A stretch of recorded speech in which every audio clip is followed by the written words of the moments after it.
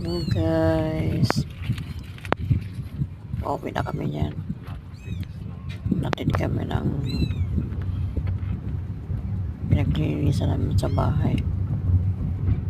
Ano na rin kami dito, naka-1 month. Naglilinis kami. Sikat nga yan eh. On call. Sabi ko, ayaw nyo tinanong. Tuwing ano to, Friday. Tapos meron pa kami sa iba. Sino yung gusto dyan?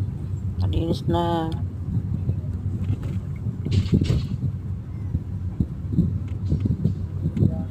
Hinatid kami, nakakotse kami yan. Hindi malayo yan eh. Walang masakyan. Thank you for watching my short video. Bye.